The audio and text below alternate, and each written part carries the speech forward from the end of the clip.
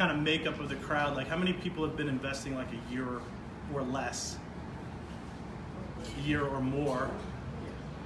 Okay, more than 5 years? Okay, well, sorry, it might be a little rudimentary for you all, but I just want to give you a little bit about my background, tips for working with a home inspector, some things that you can do when you're walking through a property, what you can look for, and my real estate investing approach, because I've done it for a few years, so hopefully that will be helpful to you.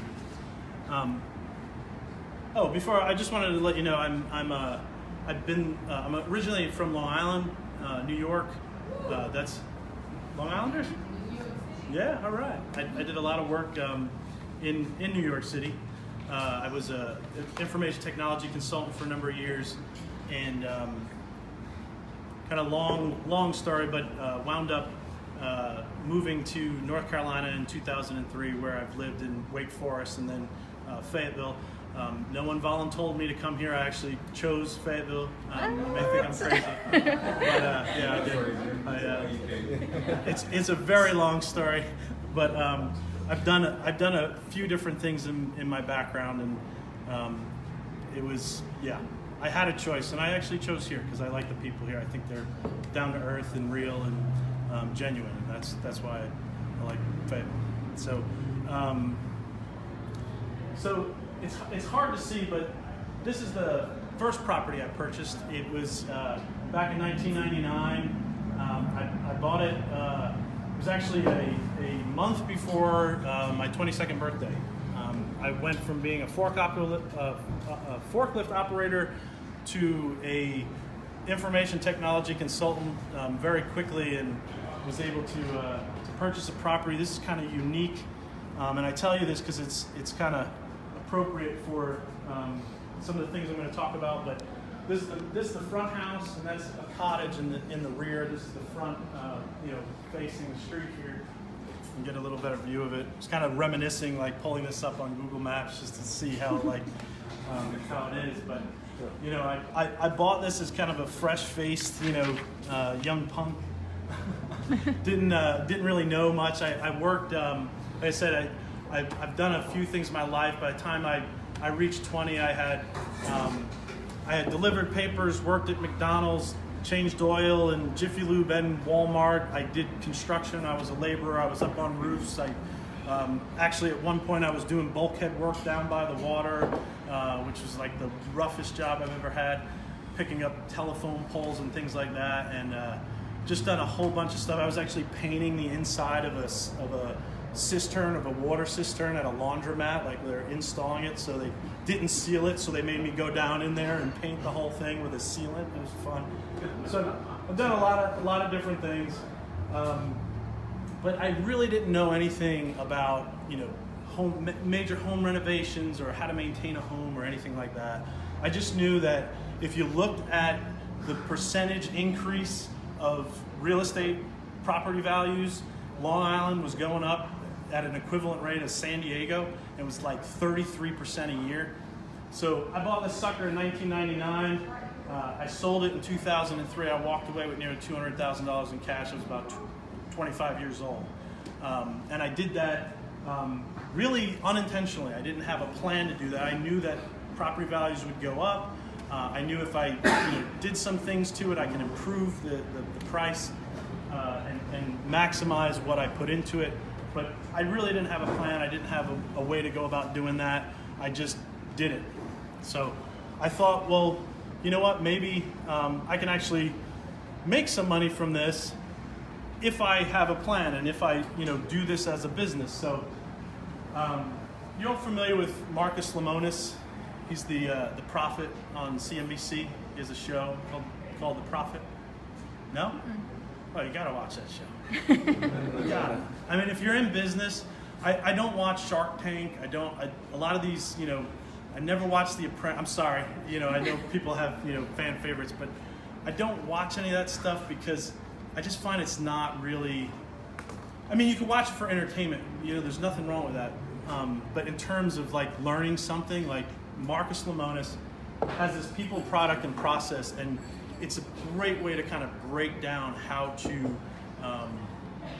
run a business, and it's appropriate for if you're a part-timer, if you're working all the time, and you just want to pick up a property here and there, and you're kind of doing this over the long term. It's a great way to approach things. My process was in the beginning. It wasn't all that involved. I just knew, buy high or buy low, sell high, right? And kind of work out all the details as you go. But over time, I realized, honestly, it came about through laziness. Like I didn't want to just keep doing the same things every time when I was evaluating a property. So I developed a process, and I made it a system. So just to talk a little bit about the people, the product, and the process. When you're talking about people, the first place it starts with is you, right? So when I decided to go into real estate, I tried to learn everything I could. I got books, I watched videos. I just sucked up as much information as I could, because I knew that the more that I was empowered to understand things, the better I was going to get. So I actually went in, when I was in New York prior to selling my home, I had a contract on the home, and I was all set to leave, and it actually took 6 months, believe it or not. I had a home built in Wake Forest, North Carolina. It took 6 months from then to sell the house. I had a buyer in a week and a half. Sold that house in a week and a half. I had every real estate agent that came in, no offense to real estate agents, I was one, told me I would get a max of $330,000 for that house. And I said, no, I'm gonna get more than that. And I listed it for $395. And I talked myself down. I had, my buyer came in, and I said, look, I just want to let you know I did the siding on the cottage, and I didn't finish it in the rear. So I just want to show you that, because you haven't looked at that. So I'm not planning on finishing. I actually did it with my brother, and he was like really busy working. I said, look, I'm not going to have time to finish this. So what do you think? And he said, well, how much do you think it's going to cost to finish the rest? I said, maybe $1,500. He said, okay. And that's where we wound up. His offer price was $388, and I talked him down to $386.5. Right? Did I do the math right on that? I hope so. But it's appropriate, because I think I'm going to talk about working with home inspectors and being in a better position to negotiate. And I think it's important that having that honesty and having integrity when you work with you. I said this the other day. I was working with a customer. I said, look, I do it because it's the right thing, but it also is self-serving. By doing the right thing, I know that it's going to come back to me in a much larger way. So people, product, and process. Your people is a team, right? It doesn't necessarily have to be the people that you employ, right? Meaning, like, you don't have a W-2 with them. You're not, getting their benefits and things like that, but it's a team of people that you're going to lean on for different things. So your real estate agents, your home inspectors, right? Your information providers, your trades professional, your craftsmen, so your plumbers, electricians, roofers, people like that, and then others, which can be like supporting people. Having a great handyman is like an invaluable thing to have. So finding somebody that can fix little things here and there is a great thing to have. Your product. I think this may be the biggest change for you if it's something that if maybe you've bought some real estate to try to get out of the mindset of being like, how many people are flippers here? No? Nobody's a flipper? Do you know what a flipper is? So are you buy and holders, or you buy and hold? Okay, good. Because I was going to say, don't ever use that term. Don't say I'm a flipper, or don't say I flip real estate. Call yourself a restorer or a renovation investor or something like that. Because as a home inspector, if I know that this home has been flipped, I'm going to scrutinize the heck out of that thing, because I know what flippers do to homes. They put a nice sheen on it, and behind it is just a mess. And there's a big stigma about that. I know agents will tell potential buyers, this is a flipped home. So, let's really scrutinize this thing more so than we would, just a new home or a home on the market. So think about what your product is.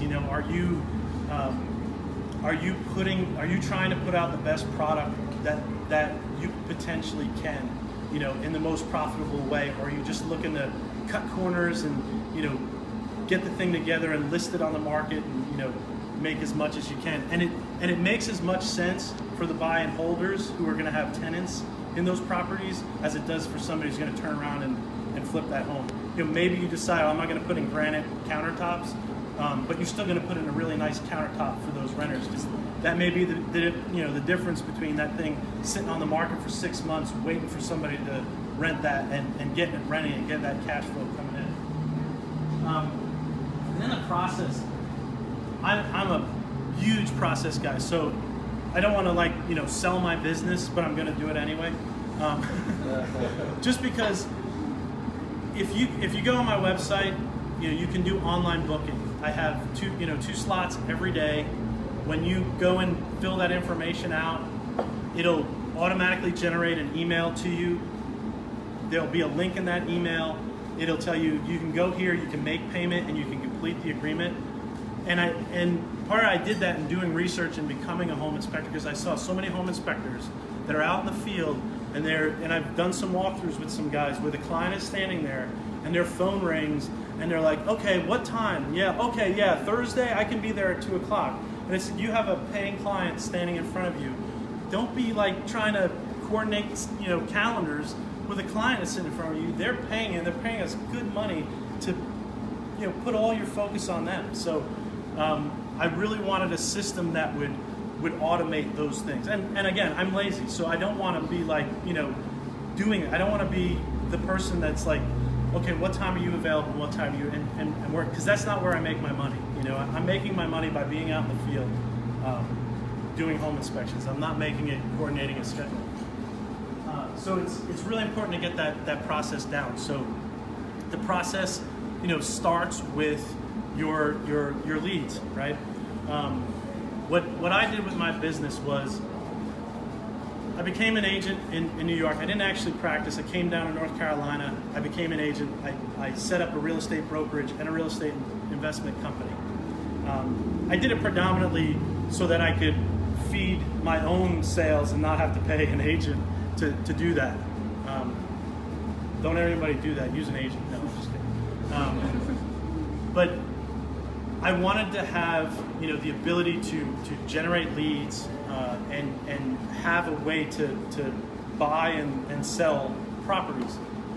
And I set up a website. I actually set up 3 of them by the time I was done, and they were each kind of targeting different demographics in terms of people looking to sell. And I realized I'm getting all these leads from across the country. And I should tell you, my brother is a real estate investor down in Florida. He's the one who said to me, you don't want to do that agency thing. He's 8 years older than me. He said, you don't want to do that agency thing. I've done that. You want to go and become an investor. And so I listened to him, which was rare for me with my older brother. Where in Florida? He's in Bradenton by Tampa area. So I listened to him, and we did a couple deals together, but he had actually 3 websites, and I had 3 websites. He's getting all these leads from everywhere. I'm getting all these leads from everywhere. And I said, look, all these leads are just that, we're not buying in Hawaii. We're not going to buy in California. Why don't we put these to use? And he said, no, I tried that already. It doesn't. I said, yeah, but I'm a systems thinker. I think in terms of process. Oh, and by the way, I have an IT background. So I can put together a system that will do that automatically so that a lead comes in and it goes out to an investor somewhere. So that's what I did. And we really focused on whittling down our online forums. So we were getting really good information from people to figure out their motivation for selling, which is everything, I think, when you're on the buy side. You want to know, the reasons for it. So we set this up. It was the most profitable thing I ever did. I at the time I was, in my pajamas, answering the phone and playing golf, and I was in my pajamas till noon, and I I had 440 clients, about $40 each a month. You know, do the math, and it was fantastic. You know, I could sit back and make a great income, and then my overhead was very low. I knew search engine optimization and how to get to the top of the search engine and generate a lot of leads, and just got better and better at that. Created this nationwide, lead generation system. And then of course 2008 hit, and that stopped. But I'm kind of going off course. But so your process begins with your leads, right? What I would do is I would research a property before I ever step foot there, and that was, again, because I'm lazy. I don't want to go out and look at homes that I'm not going to buy, right? So, and not to promote this product, I don't even honestly know if it's still around. I don't use it. There are other products that are out there, but I use First American Real Estate. They're a data source, and they can tell me a lot about that home. So I would get a lead in. I would run it through my First American Real Estate site, find out everything I can about it.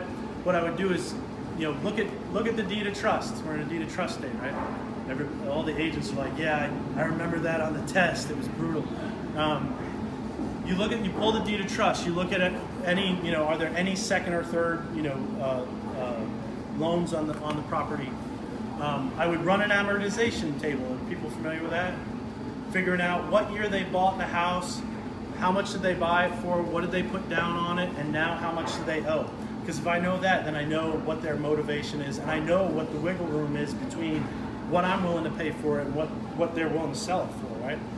And that's really important. That motivation really drives where, people, how low are they willing to go? Because they're going to tell you one number, but there's a lot of wiggle room in a lot of properties. I made offers on some properties. I was blown away that they said yes. Like, really? Like, I want to go, really? Like, you would take that? Yeah. And that that goes to your negotiation, having that information and knowing. Well, I'll give you a great tip. When I would buy homes, I would offer, and it depends on how you buy, but I would offer a choice. I did some subject to. I don't know if are you familiar with subject to. Yeah, don't do that. I mean, you can. I don't know. Actually, I don't think you can anymore, right? You can in North Carolina. Yeah, I had heard that they did away with. Does everybody know what subject to is? You buy a home subject to the existing financing, so you put the home in a land trust to basically hide the fact that you own it from the bank, because the bank could call the loan due if they knew that the original person who got the loan no longer actually owns the property but still has responsibility for the loan. Yeah. Not a good thing.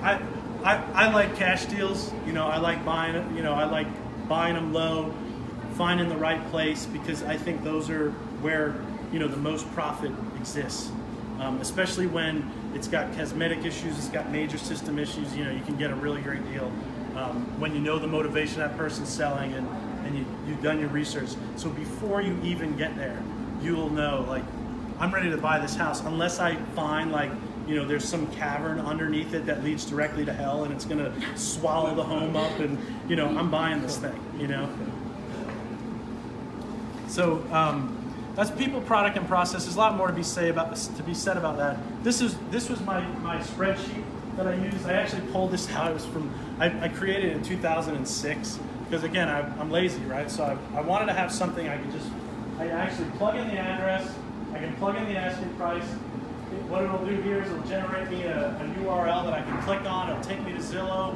Zillow gives me their Z estimate. I plug the Z estimate in there so I know roundabouts where the value of the home is. If it's a multi-unit property, I can put that information in. It'll figure out like my net operating income, and it'll do my conclusion, which is basically comes down to, should I buy this or not? And the way that I always did it was 70% evaluation. I wanted to make sure that with repairs, I could walk away and have 30% equity in that home, because I know I might buy that home and I've done my due diligence on it, and I know it's going to cost me $30,000 to do the repairs, and then I find out, oh man, there's a big crack in the foundation. That's going to cost me another 10 grand to take care of. I still make money on it. I don't make what I originally planned to make, but I'm still going to make a profit on that house because I have that margin of safety built in. And this spreadsheet would tell me, should you buy this house? You know, I hope somebody's created an app for it now. They didn't have apps then. You know, it was before the iPhone. So working with a home inspector, I was talking to Dan earlier, and he suggested I have some tips, and I didn't really think about it, so I appreciate you mentioned that. You don't have to show up and be there the entire time at a home inspector. I'd actually prefer you didn't, and I hope if you use me or if you use somebody else, you have a relationship with them. You know they have integrity. You know they're going to work their butt off whether you're there or not. Come by like 2 hours after the inspection has started. At that point, I can give you like a concise breakdown. I can take you by and point things out to you, and you're there maybe a half hour, 45 minutes. You can do it on a lunch break or whatever. You don't have to spend a lot of time doing that stuff. So you don't have to be there, especially with somebody that you trust and are going to give you good information. But of course, I got to sell you on home inspectors, so I'm not going to gratuitously, promote my own services. But just in working with home inspectors, I it's not just that I am one now, but there are things that I know now as a home inspector that I wish I would have known as a real estate investor. That first home, I'll cover that in a sec, but. This one tip may save you $7,500 because that's what it cost me because I didn't know it. But your home inspector is going to potentially find problems you didn't even know to look for, and that's what happened in my case. It's a second set of eyeballs. You might be a contractor. I can tell you, the gentleman who got me into this, when I made the decision to go back into real estate was in 2016. I have worked in the nonprofit world for 10 years since the collapse of the economy and all that stuff. I was actually on my way out prior to that all happening, so it wasn't that bad.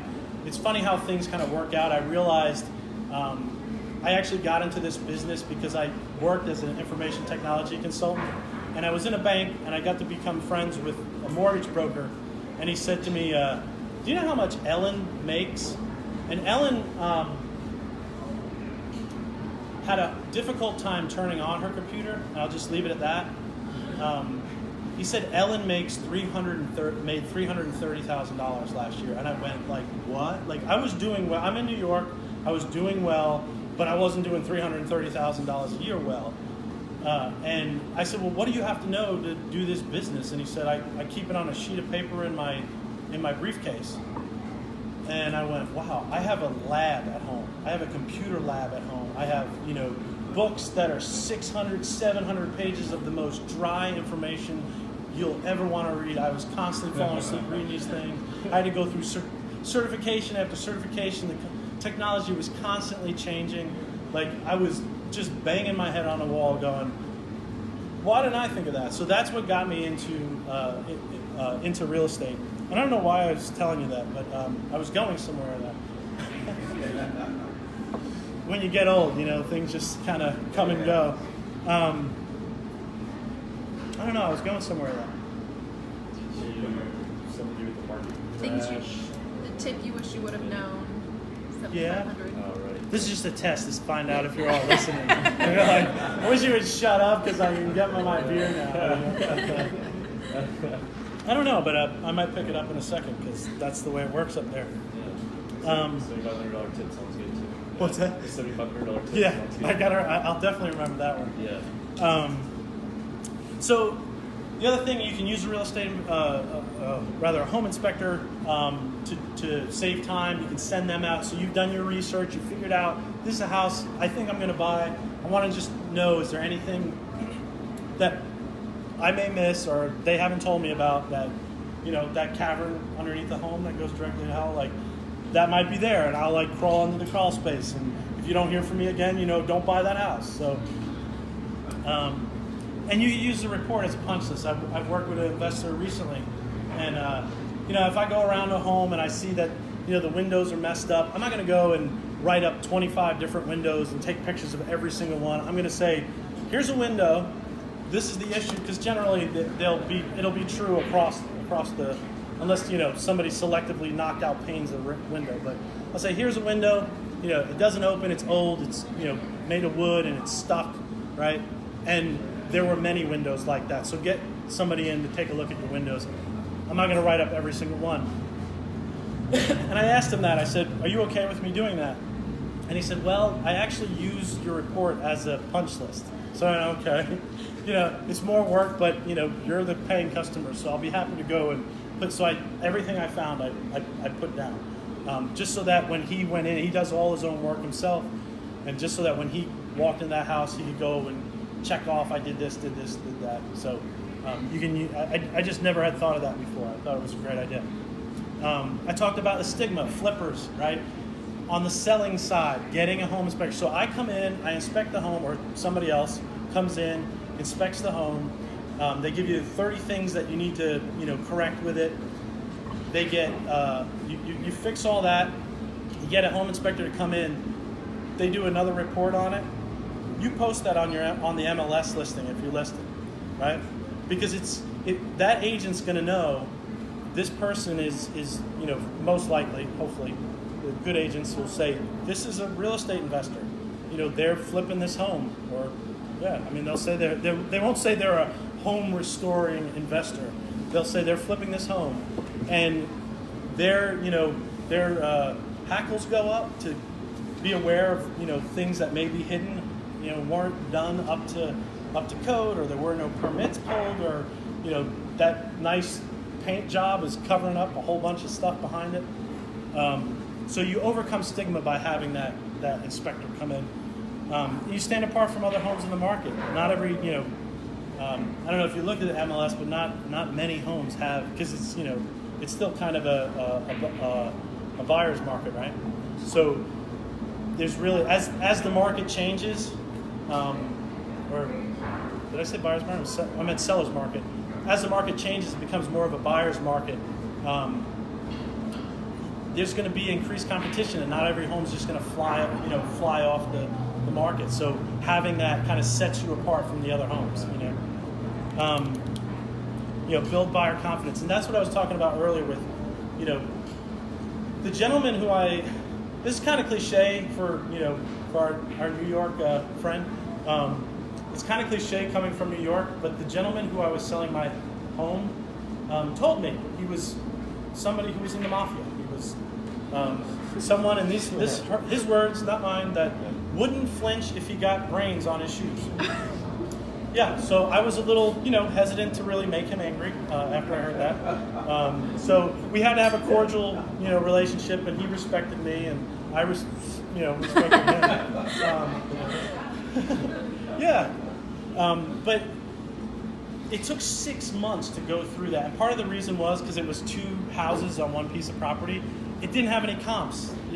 There's not many homes like it around, so we had to go through some process to figure out. And what wound up happening, they basically called it a commercial, property, and it was because it was an income generator. I had a tenant. It was the sweetest gig ever. I don't know why I gave it up. Oh, I do know why I gave it up, but it was the sweetest gig ever. I had a tenant who was paying my mortgage. I was just paying my taxes and swimming in the swimming pool and having a good time. And he lived in the back and never saw him, and it was a great little deal. But that's how they were able to come up with that comp to justify the $386,000. So, but I don't think that deal necessarily would have gone through. I really think that first interaction that I had with him, where I said, I will take $1,500 off the price so you can get that siding done. He knew he's dealing with an honest guy who's not going to try to hide stuff from him, and that's, I think, what helped, because he could have walked, right? He couldn't get the valuation for the property. He could have walked. So I think it made the difference. You meet state disclosure laws with that, with a home inspection report for the systems that were inspected. So you can just say, here, this is what the inspector found, and you've met your obligation, not for everything, but for a large portion of that have everyone seen the disclosure that you're required to fill out when you sign when you sell a home? It's extensive. I recently helped my mother-in-law sell her home, and I'm like, oh my God, like who would know this? Like, I don't know. Normal people would not know the questions that they ask, so it meets that obligation, which is a big one. And of course, then you're in a better position to negotiate, because if another home inspector, and this is not uncommon, another home inspector comes in and he said, I found X, Y, and Z, you can go, well, my home inspector didn't find that, and they didn't really think it rose to a important enough level. Maybe they did find it, but didn't really think it rose to a high enough level. So I don't really want to, kind of get down in the weeds with you. I don't really want. I think it's a good price, and I think I got the home inspection and I priced it right so it would sell. So you can use that as a negotiating tactic. I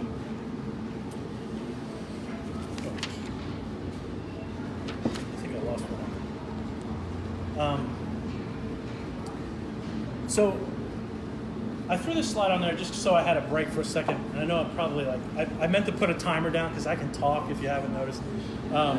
Sorry. But just to say, so I just want to go through just real quick some of the things that you can, if you're in a home, you can look at, because you don't necessarily want a home inspector. You may have a background that, you've done this before, you know what to look for, great, but you may not have thought of some of these things. I didn't realize I was standing in front. It does it again. It's like the bolt of lightning comes through and goes. I smell something out in the side here. I don't know if that might be it. I think I'm getting. Am I wrong? Is it just me? Okay. I think I'm getting a contact high here. So, sorry. I thought it would go away, but it's still. Dan noticed it earlier. Yeah, like somebody is. Yeah. So what I wanted to say was that I'm going to go through kind of not so much my process, but I will tell you that when I inspect a home, I'm inspecting it before I even arrive there, right? Because I'm thinking in my mind, okay, I'm going to see, a 1960 or 1970-year-old home. I know to look for X, Y, and Z, and that's some of the things that I put in here in this presentation is to kind of give you an idea. It's not everything. Hopefully, you all know. I didn't include anything about roofs. And when you go and you see a roof, it's the first thing you see when you pull up to the house, right? If you see that, it's discolored and one part's green and one part's clear, almost like it's falling apart. If it's curled, if it's cracked, if it's if it looks bad, most likely you're right. It's going to need replacement, right? And then age. Age is the determinant on most things in terms of whether or not it's going to need replacement. So you look at the roof. You ask whoever's selling it, the agent, how old the roof is. That's going to determine whether or not you need to replace it. What I wanted to say was water intrusion is often the biggest reason why homes deteriorate, right? So you generally have three issues with homes, right? You have the cosmetic issues, which are great, right? You love cosmetic. You want that house to look so ugly when you walk in that nobody else wants to buy it but you. And because I guarantee you, 99% of buyers, they do not have the ability to look at a home and think, this is what it could look like, and this could be a beautiful home. So when you see that, see money signs, because that's the perfect home. You want to find those homes with, out like my home. I bought my home, it was listed for $175. I got it for $125. But it has aluminum wiring. It has a 44-year-old heating and air system that the manufacturer's not even in business any longer. And I think they went out of business 15 years ago, which it just went, by the way. So, I got a bunch of things in my house. My kitchen cabinets, they're the old style where you can't even fit the big cup, because everybody now has the big cups like this. Back then they didn't drink, the Jolly Green Giant size cups, so you can't even fit your cups in that cabinet anymore. So I got a lot of issues with my home, but I knew I could do it for a lot less than paying a retail contractor to come in, and they're great. But if you don't know anything about construction, get your contractor. You're gonna have a guarantee, especially if you're holding it for a while. Like, you get that guarantee, the warranty. A good company stands behind it. That's great. I know I stand behind it. So if it goes bad, like I'll be there and fix it. So, but I wanted to talk about.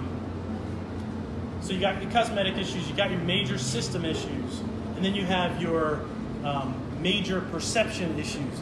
And I talked about the water intrusion. And all right, I'm going to preface this by saying there are homes that have mold and have termites that are bad, okay? And you might want to reconsider buying them. But the overwhelming majority of homes with mold and termites, you can buy and you can make money off of it, and they're not going to fall down and they're not going to kill you, right?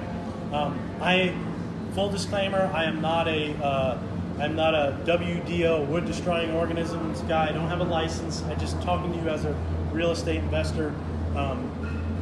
You know how you get rid of mold? Bleach and water. That's what takes care of it. Generally speaking, people that have reactions to mold are allergic people, sensitive people that have an allergy to it. They have a reaction for mold. I'm not trying to diminish that, but generally, mold is a function of heating and air, ventilation, and moisture. So if you figure out you got a mold problem, you figure out I got to condition this space, I got to provide some ventilation to it, and I got to get rid of the moisture problem, and you will solve the problem with mold. So those are your major perception issues, because somebody hears mold. Would you buy a home if I told you it had black mold in it? Okay, investor. Okay, and bleach and water. Yeah, that's how you solve it, bleach and water. But the majority of the population, general public, will not. They won't go near it. And that's, again, where you should see those money signs, because you can solve those problems relatively inexpensively because you know things that they don't know. Same thing with termites. How many people know someone or have a home that has termites or has had termites, right? Like, they are everywhere in the South, everywhere, right? I go down, I see they have the sand tubes that run up the side, especially on the inside of the foundations. When I'm down there crawling in the crawl space, you see that, that sand tube going up the side. That's termites, right? It doesn't. How many people know of anyone, not yourself, but know of, maybe if it was yourself, know of a house that has fallen down or partially collapsed due to termite? No, I mean, it just doesn't happen. It doesn't happen. My home, the cottage in it was Bohemia was the name of the place. It was Bohemia, New York. I was a Bohemian. It had carpenter ant damage throughout, and it was so bad that when my electrician came in to run lines and he took his drill and put it up, it was kind of dark in there. He said he saw this mat come out and then go back up in through the hole, and then when he got his flashlight and he looked, he realized it was completely infested with carpenter ants. And if you looked at, we ripped this place down, renovated it down to the studs. When you looked at the 2x4s, which were true, by the way, they were all eaten up by carpenter ants. That house wasn't going anywhere. It never fell down. It actually had 4 roofs on it when I bought it. It had 2 asphalt shingle roofs and 2 sections of roll roof. And that's where I'm going to tell you something that might be able to save you a bunch of money. But so pre-1950 homes, all bets are off, right? You can have great. They may be well constructed. They have settled problems, settled issues. The problems are all well known. They're generally in established neighborhoods. You're not going to have a toxic waste dump that comes in and sets up shop right next to your home. But they may have a lot of issues, and these extend through many of the successive decades, right? So it's not just pre-1950s homes. It may be 1950 homes or 60s or 70s, but they have lead paint, lead pipes, solder on the lead pipes, asbestos insulation. They may not have any insulation whatsoever. My house in Bohemia had crumpled up newspaper used for, and it actually had I guess they ran out of wood at some point, and they put I think it was a potato crate box, because the label was still on it when I ripped up the floor. It was in the floor. So you may find stuff like that, because it's not at sometimes when these homes were built, there wasn't the city hall and the town inspector would come out and set the permit. They were just like, whatever you want to build, just build it, you know. You may find roof siding, shingles, flooring. How many people know that you can have vinyl tile that has asbestos in it? Up until 1986, putting this together, I didn't actually know that. I did know that vinyl, had asbestos. I didn't know it was as late as 1986. I was like, what? It's assumed to have asbestos if it was installed prior to 1986. Interesting tidbit. So, no HVAC or limited access because the home was designed when they didn't have air conditioning. So might not be a place to put a duct, right? They didn't know what ducts were. They thought ducks quacked, Outdated floor plans, costly renovations. You're going to have to bring that thing up to code. Anything you touch, you're going to have to bring that thing up to code. Or you own it. Meaning you have the ownership of that liability. If you don't, something bad happens to somebody. It could be out of place in the neighborhood. It could have been built on 50 acres. And since then, all these different plots have been bought up by a developer. They put in all these brand new homes, and that one's kind of the weird one in the bunch. It's way old, right? And it could be a can of worms. And that's what I saw with what was great about that experience. It was, I didn't know I was getting into that. I knew I had to do a roof. I didn't know all the things I was going to have to do because the way it went was we went in, started working on the roof. It was actually me and my wife. We've been together 22 years, married 16. We started off, pretty much, she was up on top of the roof with me, ripping off those 4 layers of creating a giant mountain so high that we could jump off the roof onto the mountain and not hurt ourselves. And I was, when we first met, I was, delivering pizzas and operating a forklift. I know she's good people. She didn't marry me for the money or my brains or my good looks. But we decided, hey, we don't have any heating and air in here. We want to put in a fan. So we had a friend who was an electrician. And again, I didn't know anything. I had worked as a laborer doing roofs and a couple of other things, but I didn't really know about home renovations. I had this electrician come in. He said, after looking at it, he said, if you go and run a blow dryer in the bathroom, your house will burn down before it ever trips a breaker. He said the electric in here is a mess. So I said, well, what do I do? He goes, well, you replace the electric. That's what you do. Now, what does that entail? Well, I can cut holes throughout every place in your house where an outlet is going in or a fixture is going in, or you can just rip off the sheetrock. Well, I had wood paneling, throughout the living room, and I ripped off the wood paneling, and the sheetrock was a mess. It was just destroyed.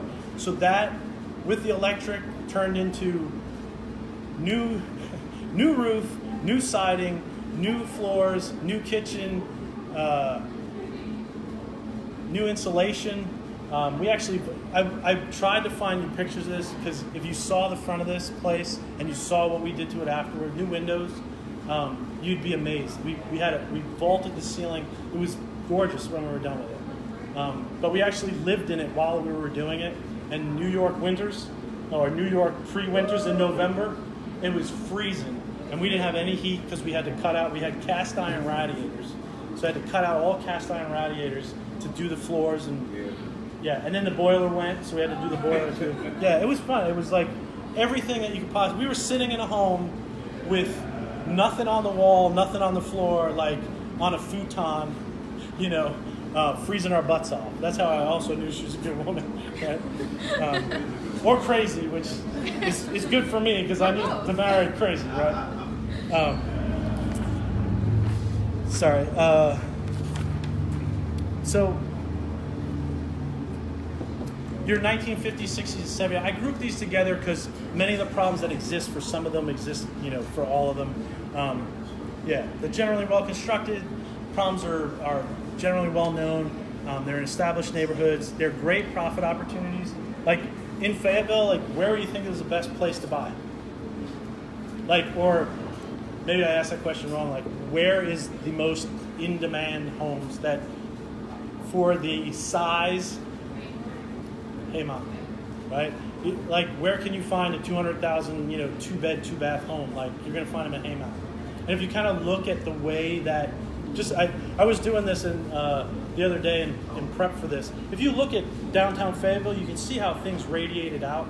Like it started, like some of the homes are built in the 20s, 30s, 40s, 50s, in kind of around, you know, the center area, and they kind of radiate out and they get newer and newer and newer as you kind of go out. Yeah, and then and that corridor going into Fort Bragg is kind of like, you know, 70s, 80s when things, you know, kind of started getting, you know, really built out. And as you go out on the sides, that's where you get your new, you know, your really new homes. The cons, they're outdated and obsolete. Construction practice, flat roofs. I'm going to go back to that. Anything's possible, can of worms. I had not that it was a can of worms, but it was there were some challenges there, good challenges with the front house. The front house was built in 1955. My cottage, they said, was built sometime in the 40s. I'm pretty sure that's not true. It was probably a shed that they were like, hey, let's put, you know, like a kitchen on it, and then we'll put a bedroom on it, and like, because it was obviously different at different times they had added on. But you can run into can of worms problems with these. You think, oh, I'm going to go and replace that, and then it just snowballs, and you're like, you know, $30,000 deep in it. They have lack of insulation, obsolete electrical systems, aluminum wiring. They have outdated or inflexible floor plans. Like everybody wants like an open floor plan today. Well, a 1950s, 60s, 70s home could have, you know, structural supports. That wall could be, you know, load bearing. So you can't just go and knock that out unless you're going to plan for it and really, you know, go to some expense to make that an open floor plan. And then, you know, of course, costly renovations because the code is it's so outdated that it's going to cost a lot to renovate. So this, it looks like it's a. Did everyone see that? So it looks like it's a kind of a confusing chart if you're not familiar with what this is, but it's talking about slope, right? And so when you're viewing it like this, right? If you're viewing it like this is the slope of your roof, right? So, you know, if you're looking at the roof, you know, the slope is gonna, you know, go up or down depending on what the ratios are. And this is just 8 inches over 12, right? So it's 8 and 12 they call it. You know, so 1 and 12, 2 and 12, 3 and 12, right? When I did the roof on my house, and kind of while we finished the roof, it leaked, right? And we had done renovations inside, and of course it leaked on the brand new sheetrock that we just put in. And so I thought, well, you know, I'm not a roofer. Maybe that was the problem. I'm going to get a roofer, and I got a roofer to come in, and he did an awesome job. It looked fantastic, and it still leaked. And I had actually gotten 7 estimates for that roof. 7 estimates for that. I called every roofer I could find just to, you know, I wanted to get the cheapest price because I'm cheap too, in addition to being lazy. Every single guy but one gave me a quote and told me it was appropriate to put asphalt shingles on that roof. And there was one guy, and you've met this guy from New York. He came in and he was like, let me tell you something. You could not put asphalt shingles on this roof. It's not going to work. Trust me, I know what I'm talking about. I've been doing this for 20 years, okay? I've been featured in Sears magazine. They flew me out to Chicago. I know what I'm talking about, okay? And of course, I didn't believe that guy. He was totally right. And because I didn't trust him, I didn't take him seriously. Not that I didn't trust him, but I didn't take him seriously because I had 6 other people telling me asphalt shingles should go on the house. I put asphalt shingles on the house, and it looked great. But it still leaked because one of the first things I learned as a home inspector, and apparently this isn't translating to the roofer community, and I don't mean them I'm not disparaging them at all. It's like, you know, you have a hammer, everything's a nail, like you do asphalt shingles, that's what you're going to do. You're going to put asphalt shingles on everything, right? What does it say? If it's below 4 and 12, it's got to be rolled roofing, right? And if it's lower than that, you really should. It doesn't necessarily say that here. It kind of implies that you need a little bit more. But if it's a low slope roof, you don't put asphalt shingles on. You put roll roofing, or you put. I wound up doing a rubber roof down, which cost me a lot of money. But I mean, they're great roofs that last forever. But that's a $7,500 item right there. And I can tell you, like, I thought I wasn't even going to talk about this, and I did a commercial inspection the other day, and as I walked out through the back, I looked up and I saw. I walked in their kitchen. I could see there's a wall there, so there's obviously some kind of, transition. I thought maybe it's a similar transition happening on the roof. I want to, be sure to take a look at that when I go out in the back. So I go into the back of this. This is like an office building, standalone. And I go in the back and I look up, and a gentleman escorted me out there. And I said, "That's the wrong roof." And he goes, "What do you mean?" I said, "That's an asphalt shingle roof. Look at the slope on that roof. They shouldn't have put that there." And there was nothing wrong with the installation of that roof. It was just the wrong application. You should not have put an asphalt shingle. So what did that mean for me? I had to go and replace sheetrock. I had to go and I had a light on me and it went off. I had to go and place sheetrock. It not only wound up costing me, more for the actual roof itself. 3 roofs. I had to redo the sheetrock as well. So it was a really costly thing just not to know. So, make sure that if you look at a roof and you see it's a real low slope roof, that you want to have the right application on there. I don't want to. Sorry to cut. Yeah. I don't want to interrupt you in the middle of your story. I love what you're talking about. I'm getting roasted right now. I don't know if anybody else is as well. Otherwise, I'm just going to move. I was wondering if you guys wanted me to turn it down a little bit. I'm going to move. I feel it because I'm like, every time I go like this, it's like, "Wah."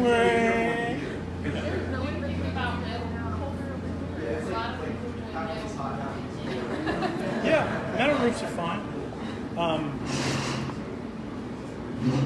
Yeah, I mean, there's nothing wrong with metal roofs. I mean, some, especially you go out in the country here, they're kind of standard, So they can last a long time. And, the complaint about metal roofs used to be the noise. And now they've, put, what do they call it?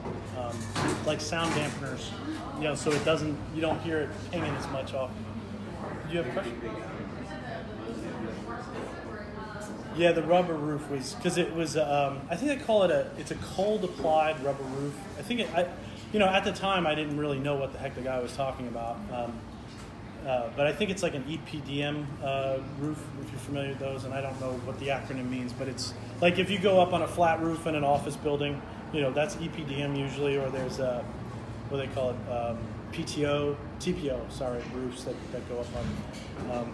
So I just wanted to show you, you got your 60 amp, you go in a home. These are some things you can look at. Open the service panel. See, does it have fuses in there? Look at the break, the top fuses.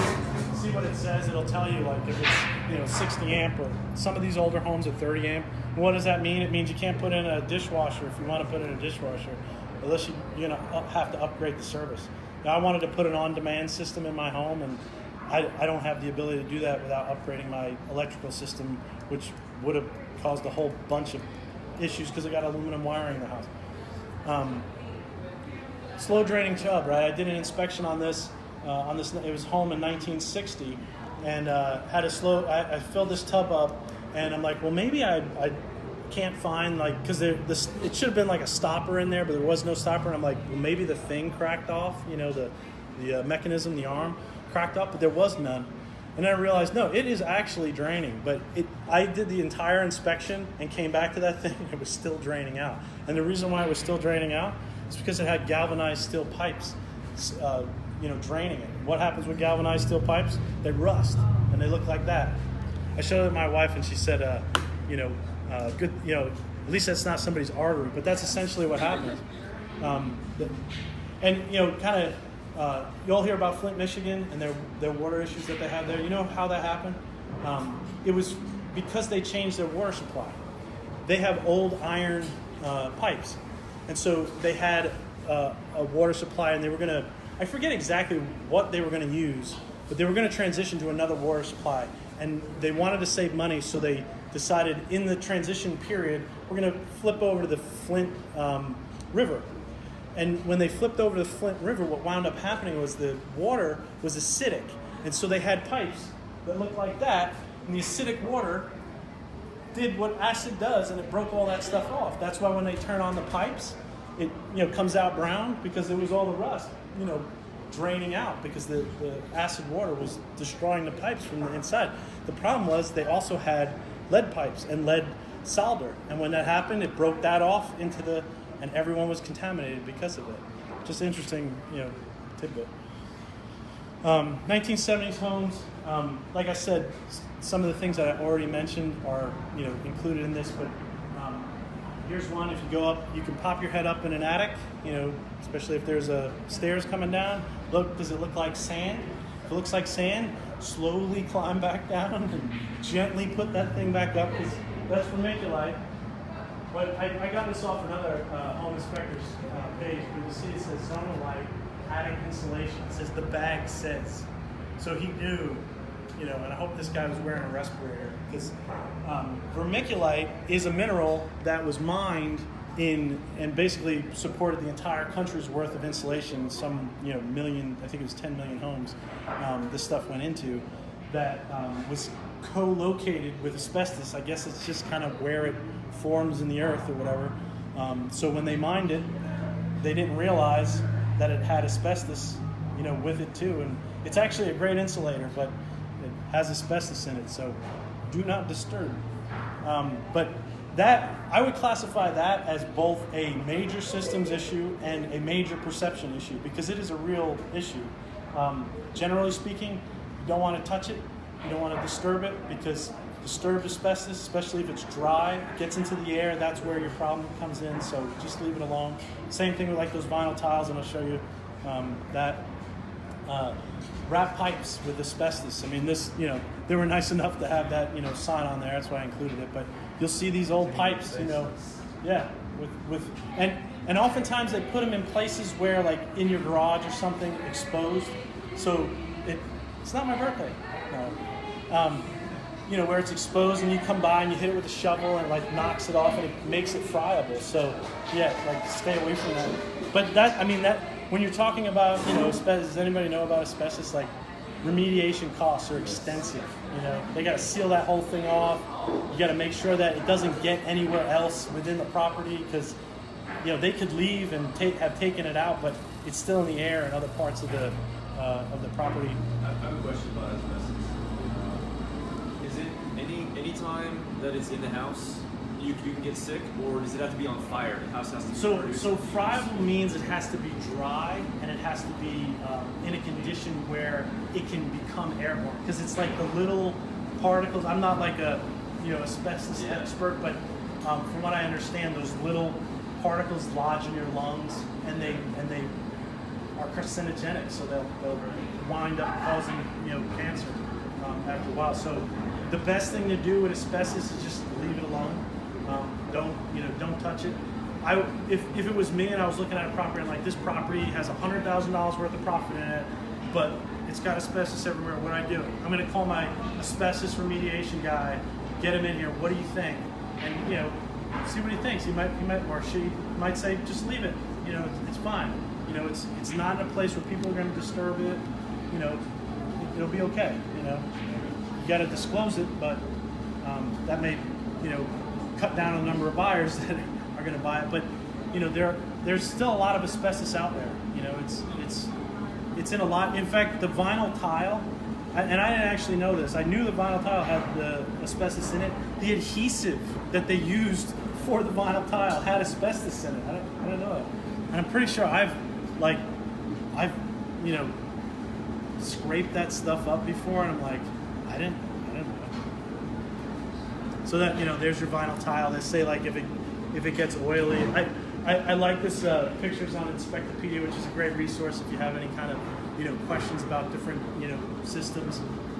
They do a great explanation. This has all sorts of links to asbestos information, like manufacturers that produce vinyl tile with and a whole bunch of other resources that you can go and look up. But I actually had this isn't mine, but I had this, and I forget where it even was, but I remember because it had like this oily black stuff like coming up, the sides, and I was like, what is that? Now I know, oh yeah, that was asbestos too. So I'm like, I hope I didn't scrape that one off. Copper pipes, kind of the standard, your water supply pipes are copper. The unfortunate problem with these is back in the day they used to use lead solder on the connectors, so that can get in and cause problems. And there is no acceptable level of lead. So to me, it's just you got to get rid of that stuff. Especially if I have a soul, unfortunately, that's why I'm not super rich, because I have an evil mind, but I never put to actual use. But if you're going to sell this home to a family with kids and stuff, really where the problems come in is that kid getting lead at a young age, because it really does tremendous damage to kids. I would get rid of it. Believe it or not, 1990s homes. I had this a couple weeks ago. I went in and I had actually had this in one of my investment properties I had. That's how I originally learned about it. I was like, what is this stuff? It's a PB pipe, polybutylene plumbing pipe. And I think they started in like the late 70s with this stuff. It's actually good stuff. The only problem is the water that flows through it, if it's chlorinated, it reacts to the plastic. It breaks down the plastic, and then over time, what winds up happening is it just starts leaking. And it generally happens all at the same time. So like you have a house and everything's good, and all of a sudden it's leaking from your ceiling and leaking out your walls, and it's just coming from everywhere. It's reached that point where it can't handle it anymore, and it's going to leak. And it's an expensive fix. There's actually a guy in Raleigh. All he does is PV pipe. He goes into homes and he'll cut them out, and he does a really nice job. And I don't know the guy. I saw a thing about him, a video on him. He'll cut it out in a nice way and put the sheetrock back real nice, to replace all that pipe. Something like 10 million homes too. They put that stuff in. And then minor homes. Minor homes are not a lot of people are like, oh, I want a brand new home, right? I had the brand new home. It was built in a really nice neighborhood. If anyone knows TPC Raleigh, TPC Sawgrass in Raleigh, the big $1 million, multi-million-dollar homes. I lived down the road in Heritage Wake Forest, which is the same kind of concept.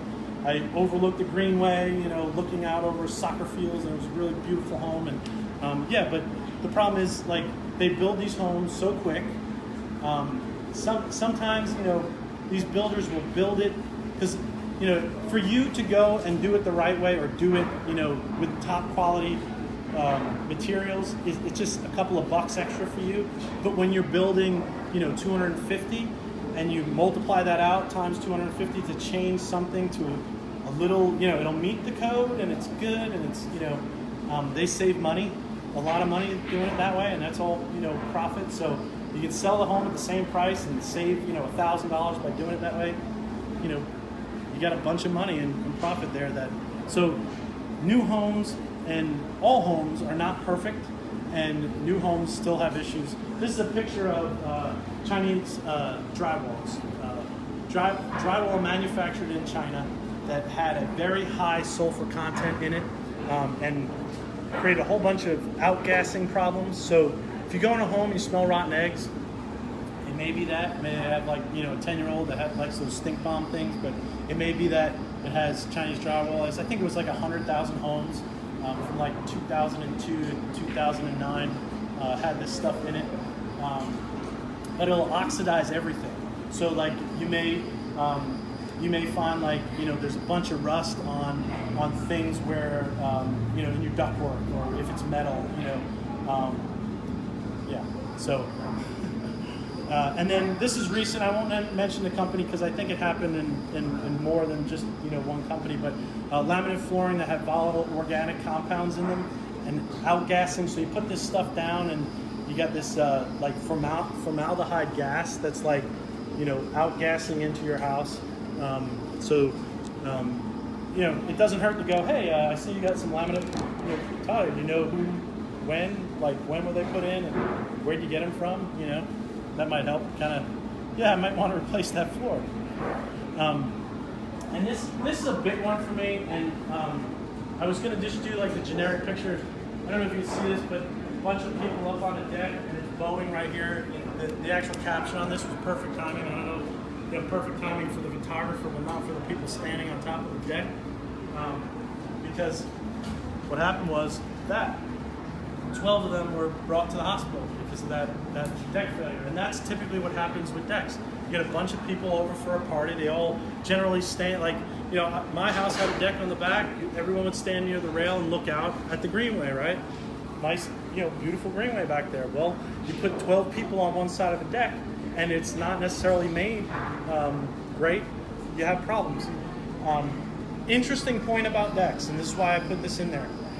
There was a study done on deck failures, and they found that whether a licensed general contractor or a homeowner put in a deck, it didn't matter, they failed at exactly the same rate, because there's a lot of improper deck practice that goes on. People just put up deck, and you can see this one's clear to me, because I look at this and I go, first off, the majority of decks don't fail like this. They fail going the other way, towards the house, right? And the reason they fail is because right here, there should be a ledger that is anchor bolted into the side of the home, and it's not gonna move because it's part of that home, it's part of that foundation.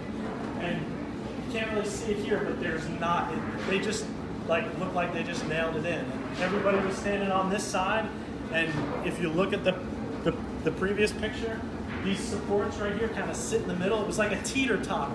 So there was nothing really holding it to the house, and they all stood on one side, and the thing just teeter-tottered over. And if that's you and you own it, and this is one of the things when I was a laborer, I saw this. I did some work for banks, like doing kind of cleanup work, like they would have this or that needed to be done.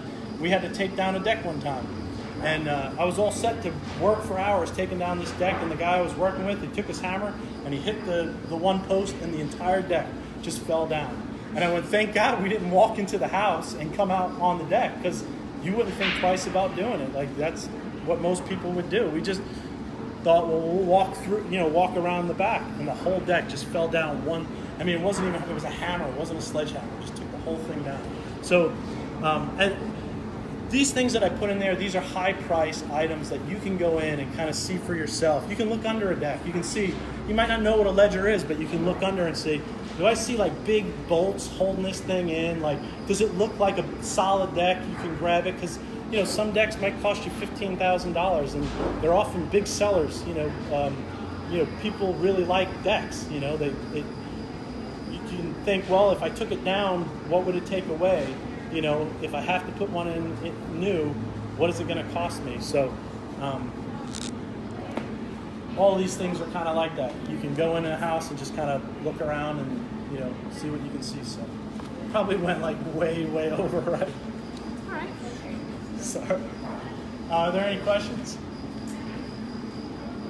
When you do your inspections for fireplaces, what do you look for? I'm looking for cracks. I want to make sure that, if you're gonna, it depends on the fireplace, but if you're gonna have a fire in there, I want to make sure that there's no crack, because any kind of masonry, it's gonna crack. So I wanted to mention this, like with foundations, you're gonna find concrete cracks, right? So if you got a concrete foundation, you're gonna find cracks in it. It's how it cracks and the size of the cracks that matter. So if you look at a fireplace and you see that, this has a big crack in it, just think, I'm gonna light something in that fireplace and it's gonna get hot enough to go through, because it's not all fireplace on the other side. So that could cause a fire. And I'm always looking at safety things. I want to feel good about myself that I found something that's gonna help, keep somebody safe. So that's what I look for with,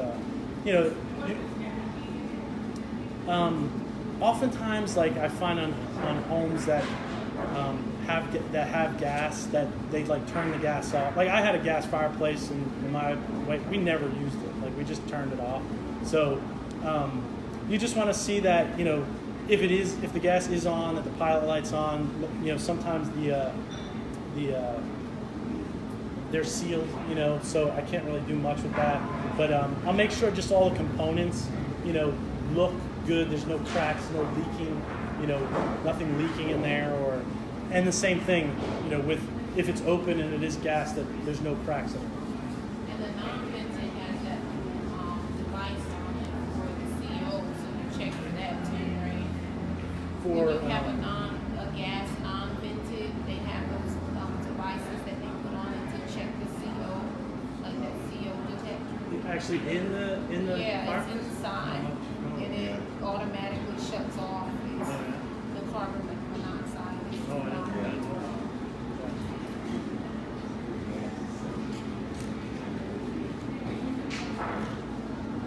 So just in general, how much would an inspection be? Maybe like, let's say single family 3-2, a duplex, a triplex, a quad. So I didn't even sell myself on that. I'm like a bad salesman. So for me, I do a flat fee. It's $400 up to 3,000 square foot. And then thereafter, from 3 to 5, it's $500. Most home inspectors don't do it that way. They require you to like really dig back in your advanced, math class and kind of figure out like how old is this, what's the square footage. I don't do anything like that because I just feel like I've been in old homes that didn't have a lot of things wrong with them, and to me it's time. It went real quick. I mean, it's not always the case, but generally your older homes, they'll charge like a $50 premium. So they may start at $350, and then you tell them it's a 1960 home, and then they tack on $50. They may tack on, some travel fees and stuff like that. Mine's, unless you tell me you live in like the mountains, I'm not gonna, charge you a travel fee. I mean, maybe before the mountains a little bit, but I'm not gonna charge you travel. It's flat fee. So you're looking at, generally I do a 10% discount for military service members, veterans, their families. So immediate and first responders and behavioral health professionals. I didn't get really into my background, but that's the world I lived in in between the the implosion of the economy and now I worked in the nonprofit world working with service members, veterans, and their families, doing behavioral health. And I'm not a behavioral health person, but I help connect them with resources. So that's why I offer behavioral health professionals too. Where you were talking about with that one guy for doing kind of an investor special on a home with your inspection, how much would you add on for something like that? Yeah, so Dan and I were talking beforehand, and it's something I had a thought about, prior to really getting everything off the ground, is tying. I didn't know how much demand really existed for it, but what I thought was, I do commercial inspections and I do residential inspections. When I do a commercial inspection, I do an immediate repair table, right? So I'm going to tell you like the water heater's bad, you need a new roof, whatever the case may be, and here are like the estimated dollar amounts for each of those things, right? So you walk away with this, number that you can take to use for negotiations. That's not a practice in North Carolina for they don't. It's not prohibited, but I think there potentially is some liability that exists so long as people knew like this is just an estimate from a source. So like, don't blame me, blame them, kind of thing. But I thought, well, I could put something together where I would inspect the property, assign a dollar value to each of those items, like I would with a commercial property. And you could walk away saying, this thing needs, $35,000 in repairs, and use that as a negotiating tool with. I haven't really priced it out. I mean, I will tell, like, commercial inspections, like some start at like $1,000. I thought, well, maybe I could do it for like $500 or $600, but. Here's my pitch. I do excellent home inspections, same-day reports, and unrivaled client support. So you can contact me if you have questions with anything. I'll walk you through it. The same-day reports is like my unique value proposition. I spent a lot of time putting my reports together, so when I walk out in the field, most people will take 24 hours or 36 hours to get you back a report. I can do it like almost immediately after that I go and I walk that inspection, and sometimes I can do it right then and there. So with a commercial type inspection, there's a lot more. It's a lot more involved. It's a lot more research. especially when you're getting into, and I mean that from the standpoint of doing like a commercial style inspection on a residential property, especially like, you're talking about quads or triplexes or, duplexes, like everything's ×2. Do you want me to do 4 separate inspections on, so like getting all that kind of, stuff down and figuring that out. I mean, I just thought, well, I could take kind of the essence of that spreadsheet. I can do like a after repair value kind of thing, and maybe I can partner up with a great real estate agency that assists real estate investors, and they can do like a home valuation on it, so you can, like, because I'm not in that space, right? And you can like figure out, okay, it's going to cost X, Y, and Z for repairs to this place, and I know the valuation is this, and kind of work all that into the matrix and go, here you go. So I just didn't know if there were demand for doing something like that. So I haven't put it together, but it was something I had considered. If I had a lot of real estate investors that were like, yeah, well, and I'll say that too. Like, I'm flexible with, if you said it, I'm going to be the great real estate mogul of wherever, and I want you to do my inspections for me. Like, I'll work. I'm not going to charge you $400 for every inspection. I will give you a discount on. So, I guess it's really the demand is going to drive it. And if I hear from people that they'd like something like that and they would use that service, then I could build it.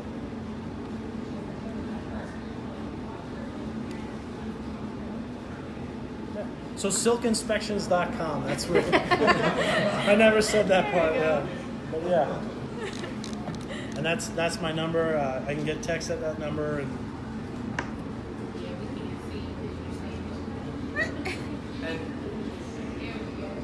John, did you say you had something that people could download?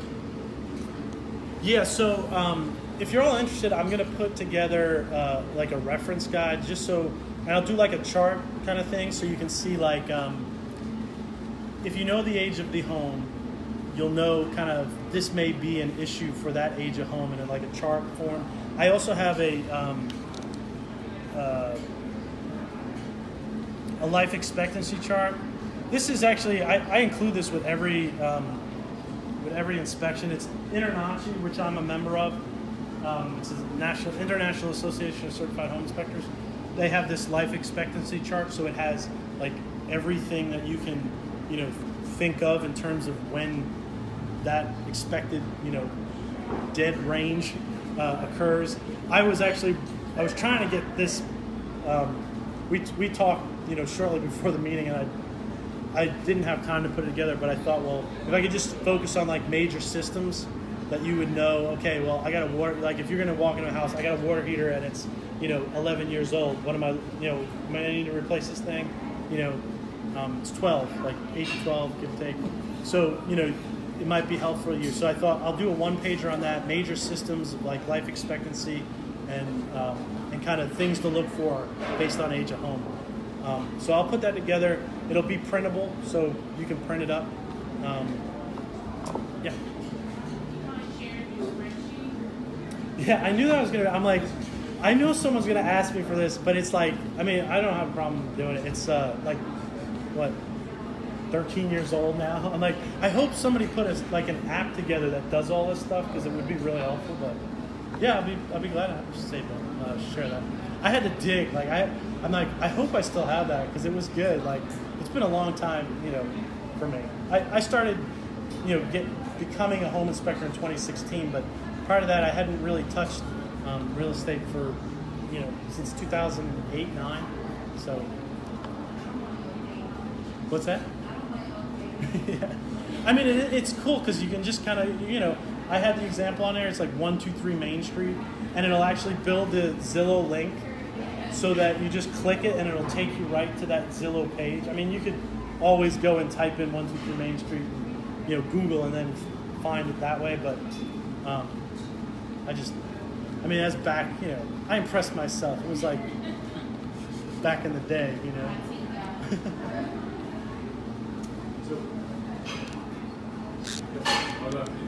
Why self-inspection? Where does the name Silk? Oh yes, I love that question. So I was wondering. this sounds wrong, but I wanted something that conveyed that it was strong and smooth. So hence, so yeah, and my tagline is actually strong as silk. So it's strong home inspection, smooth process. But the other thing was making sure that I got a name that I could get the .com on. So that was one I needed to have, and like every business name that you could think of for home inspectors. I mean, crazy name, like ones like Inspector Clouseau's inspector service. I'm like, okay, that one's taken. Every kind of name that you could think of is taken. So I'm like, what kind of conveys the strong, smooth? My wife hates it, but I'm like, oh well. And the other thing is, I can say it on the phone, and you know exactly what it is. So it's not like it could be an F, or you're like silk. Oh, silk, like silk? Yeah, silk. Like, there's no way to. Yeah, there's no other word that sounds like that. Milk. Yeah, I guess. So for multifamily homes, the question is, in your opinion, how do you mitigate when you own a property, especially cash-producing property? How do you mitigate the recessionary times? Like when recession comes, is there a certain rental population you want to gear towards, like college students or military or something like that? Or... Yeah, you're asking the right guy. I haven't. Full disclosure, I haven't purchased multi-unit properties. My mom actually, my brother's a real estate investor. My sister-in-law is a real estate agent. My brother's gotten into real estate investing, and my mom is a real estate investor as well. So it's like a family affair. And she got into multi-unit properties. I think my answer would be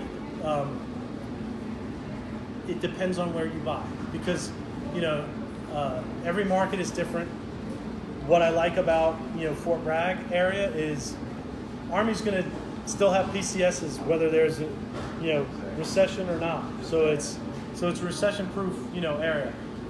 I wasn't, like I said, I was involved with military for the past 10 years, and I know they had the name escapes me.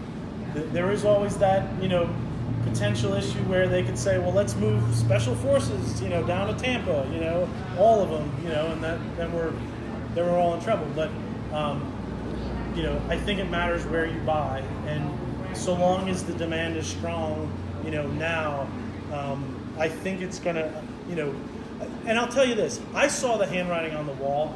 I didn't get into my personal story, but I was in the middle of renovating a house that I had rented out for a year. My tenants moved out, and I loved the house so much that I decided I'm going to move into this house. I bought it because it was a 1980s home around the corner from where I live, and it had a new development of 4-bed, 2.5 baths. Well, I had a 3-bed, 2.5 bath, and I thought, I got a loft over my living room. I'm going to put my master bedroom in that, make it a 4-bed, 2.5 bath. Why? Because my comps are going to go against the new development right across the way.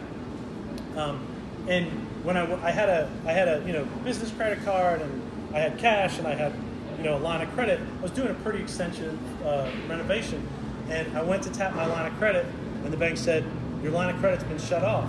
And I'm like, what? I never actually used it. I got a line of credit, but I never used it. It was my first time using it. And what wound up happening was they said, well, you didn't get the letter, and apparently I missed it in the mail. It said, your line of credit has been closed due to exceedingly decreasing home values in your area. And I had this conversation extensively because you saw the appreciation level, across the country of real estate. And my answer was, everything is going to be great until those appreciation rates start dropping. And once that happens, get out, because you're going to get murdered, right? And so I saw that in 2007. I instantly put my home, my personal home, and that property on the market right then and there, because I knew here it comes. And it was a really rough time, but for anybody that lived through that in real estate, it was really bad. But one of the things I like about home inspection is it is a recession-proof, generally, industry. So always have a contingency plan, and that's what I didn't have. I was all in on real estate. I was a real estate investor. I had a real estate business. I had a real estate brokerage. And when everything went south, like my bread and butter was my lead generation business. When the market went south, I lost customers were canceling my service in droves overnight, you know, and I would see like 10 today and 20 the next, and I was just going, oh my God, like what's happening? So I did actually have I did, but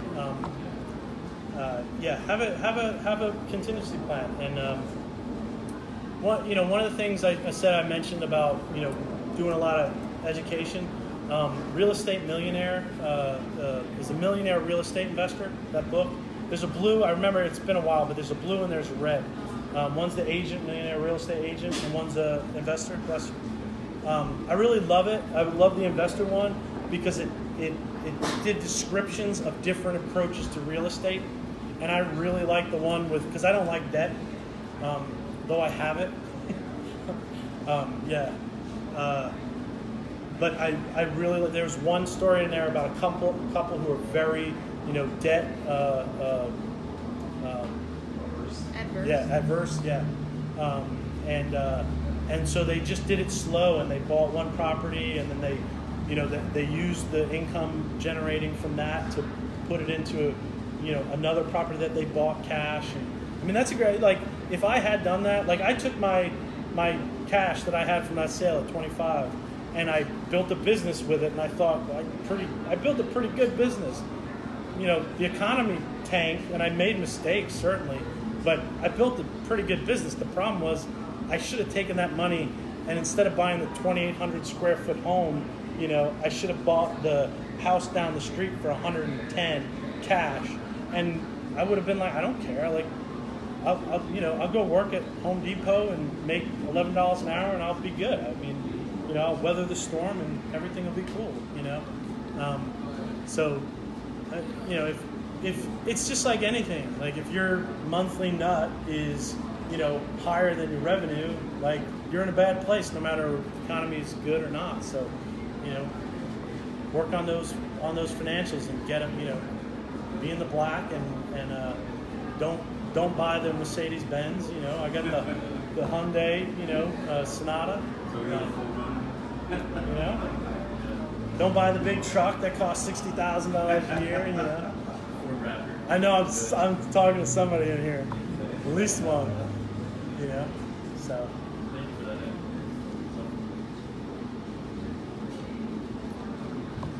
Can I have a beer now? Absolutely. Thank you. Thank you.